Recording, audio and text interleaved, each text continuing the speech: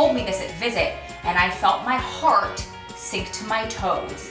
And I said to him, I'm happy for you. I want you to go.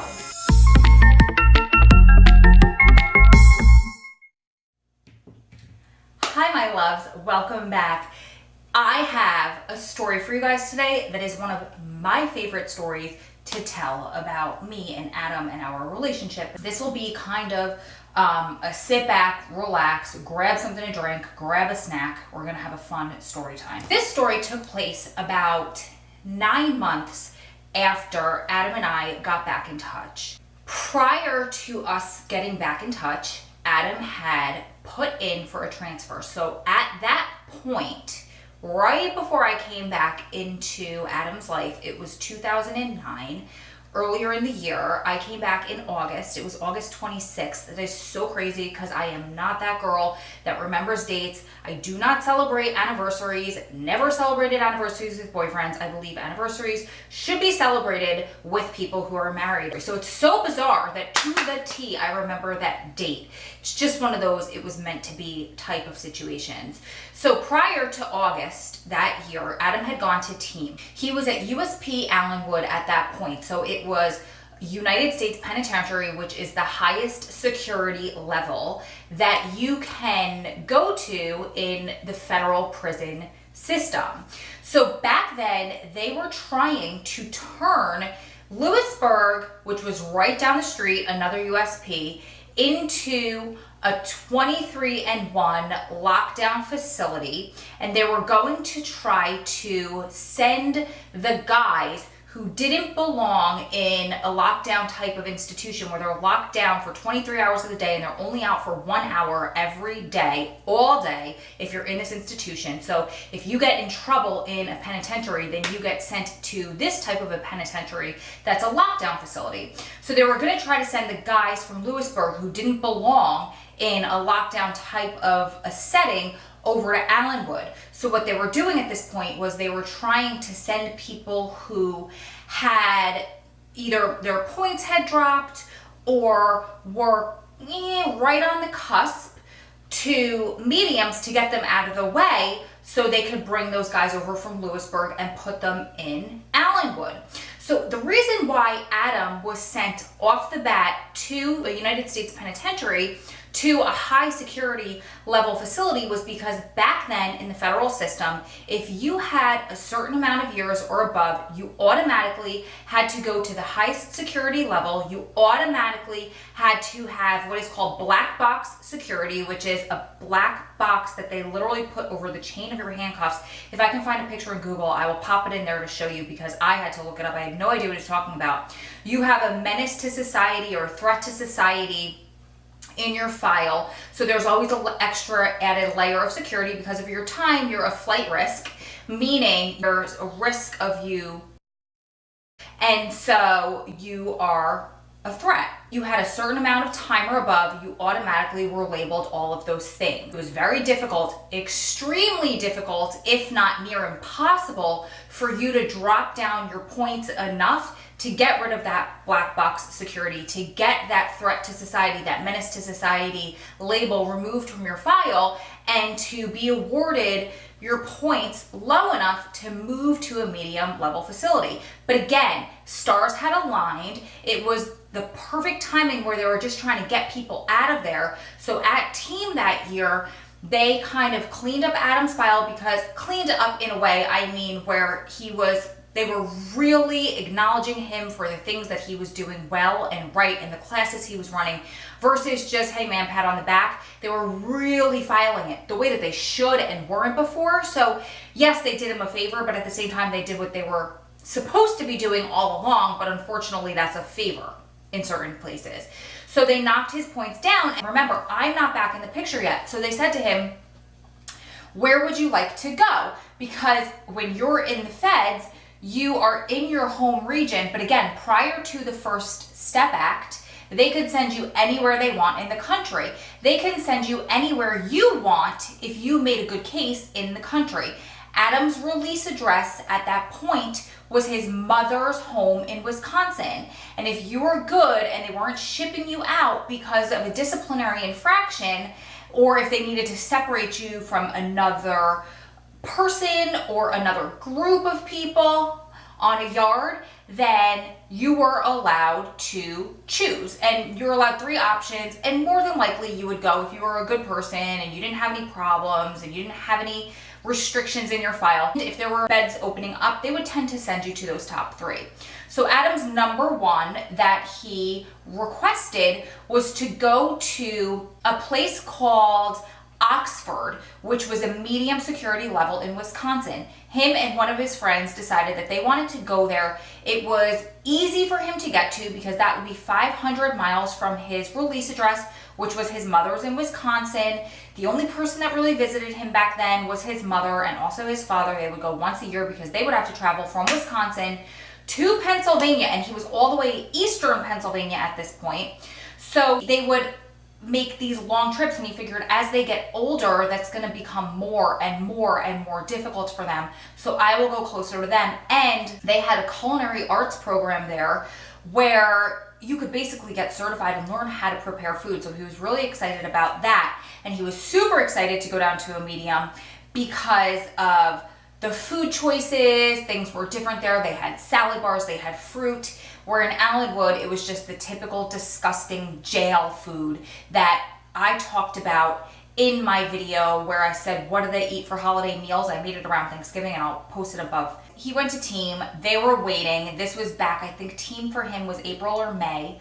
I come back around into his life in August. I come to see him for the first time in September.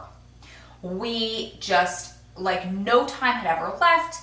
Within the next 9 months, our relationship started to progress more and more and more and more. So this is around February, it was the winter time, and he told me that he was awarded his transfer. And he told me that he was going to go to Wisconsin. And this was in a visit that he told me. And I remember my heart fell to my toes. At that point, we were not anything, we didn't have any kind of a label or anything like that, but we emailed multiple times a day. I think we were saying, like, you know how it progresses when you're immature, like, all my love, or XO, to love ya, to love the letter U, to love you, to finally I love you when you're signing out your emails. So I think we were at like the love ya point, and the kiss on the cheek when we said hello and goodbye, that would move closer and closer and closer until finally we hit the lips, and then more than that when we were allowed. Back then you could, now you can't anymore. So we were in the love ya kiss, like probably right here, right next to his mouth at that point. But my feelings were so deep, so deep. So he told me this at visit, and I felt my heart sink to my toes. And I said to him, I'm happy for you, I want you to go. And he said, okay, cool. You know, boys are not mind readers, especially a boy that has not been in a relationship with a woman, a boy with a woman, oh my gosh, a boy with a girl, or a man who's not been in a relationship with a woman for many years. So I left visit that day. I was with that girlfriend that I was telling you about in my video, the one that was wise beyond her years. And we had left because we used to go to visit all the time together because her boyfriend and Adam were in the same facility. So we were leaving and I got really upset and I cried on the way home. And for that whole week, we used to go every week. So the next following weekend, I would go to her house, I would pick her up, and then we would drive halfway while one of us would do our makeup, because I would get up at 4 o'clock, shower, get dressed, leave my house in sweatpants. In the winter, it would be Ugg boots. And then I would take my clothes on a hanger, I would take the shoes I wanted to wear, and I would take my makeup with me. One of us would drive while the other was doing her makeup, and then halfway we would pull into a McDonald's or someplace like that. We would change our clothes and switch drivers. So then the other person would drive while the person who hadn't done her makeup would sit in the passenger seat and do her makeup. So at this point, we had switched our clothes. She was driving, I was doing my makeup, and we were in her car that day because I would park my car at her house, and then we would take turns whose car we would take the 2.5 hours. Because it would be silly for her to backtrack a half hour to my house. I had to pass her house on the way to visit anyway. So I would drive the half hour, meet her at her house, and then we would choose the car. So we were in her car that day.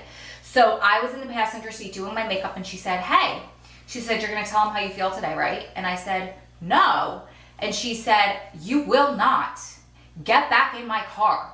You will walk home if you don't tell him how you truly feel about him moving. I'm telling you. I was like, yeah, okay, whatever. We got into the visit room that day. Her boyfriend came out before Adam. We were sitting at a table in the middle of the room. They were sitting at a table across the room against the wall. Her boyfriend just so happened to be facing me that day. I was facing him because all the visitors had to sit on one side, all the inmates had to sit on the other side. So he's facing me because Adam was facing me. Before Adam even got out there, he looked at me and he's like, you're gonna tell him, right? And I was like, fine. So Adam comes out. The whole entire visit, the two of them were looking at me going, did you tell him yet?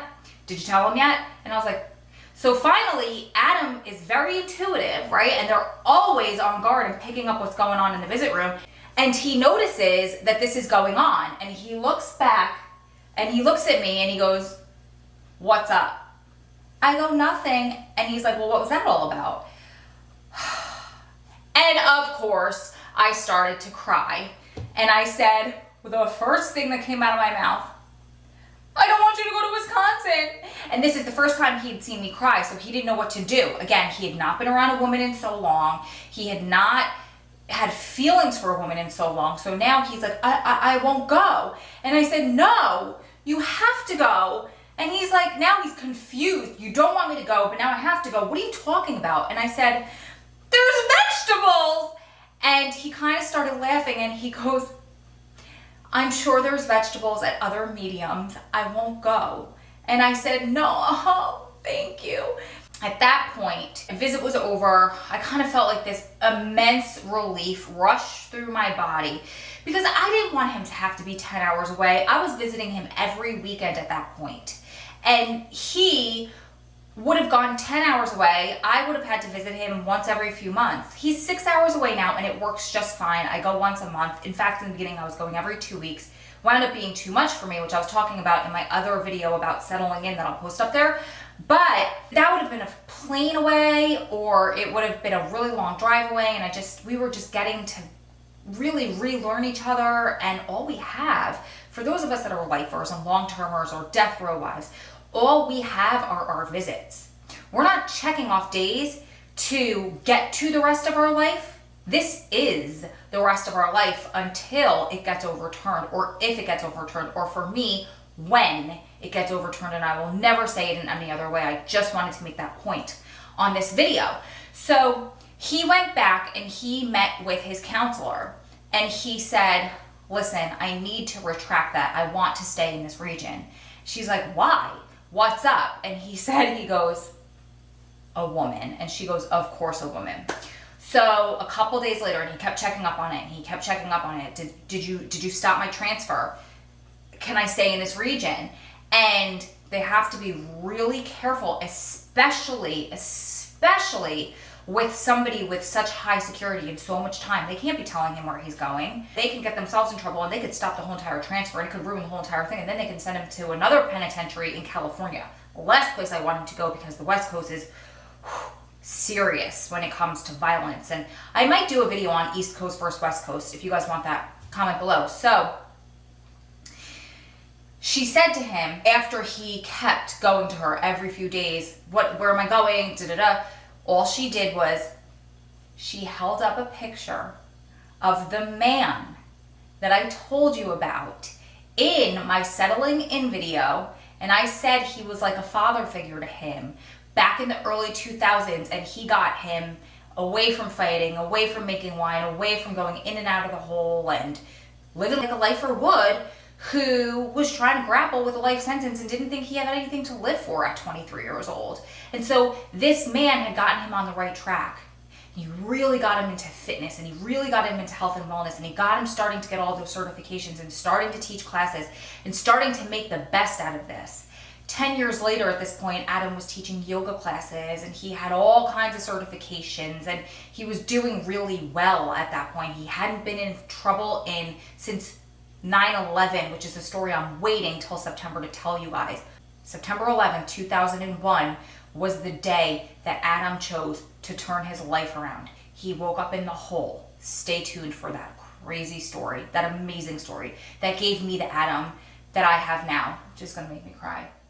But she held up a picture of that man because he had moved right after he got Adam on the right track. He was awarded his points to go down, and he was a lifer that started this whole thing where they were starting to lower people's points, and he was moved across the region to a medium.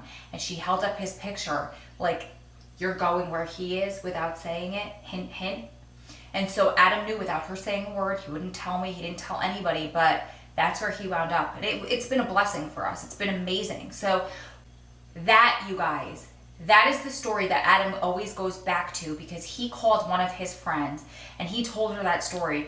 She wanted me to move even though she was in love with me. She told me that she loved me so much that she was willing to let me go, and she faked it. And his friend said, you're very lucky, you have a good girl. And that was what solidified us as not you and me anymore. We were a we at that point, and we've been a we from that day forward. And we've been strong, and we've been a power couple, and we've been lifting each other up and doing everything that we can to possibly make the other one smile, or a better person, encouragement, life coaching each other ever since the day that Adam transferred out of Allenwood was the day he was scheduled for ACL surgery. He tore his ACL in 2004 or 2005. He fought to get that thing fixed. He was moved to a medical facility. He was moved back. He finally got it reapproved, and that day was the day that he moved. And I'm gonna tell you that whole entire story in the next video, so stay tuned. I cannot even tell you how much guilt I held for that one for so long. But we'll talk about the ACL. We'll talk about how he got reapproved to do it at McKean, and he still doesn't have an ACL. So stay tuned for that one. You guys keep staying strong, keep loving strong, keep supporting one another through this journey, because you're one day closer to it all being behind you. Lots of love from my heart to yours. I will see you beautiful ladies and gentlemen in the next one. But in the meantime, I'd love to know in the comments below the moment that solidified your relationship for you, that the day that you and your loved one went from you and me to we. I love you guys. I'll see you with that ACL video. Bye.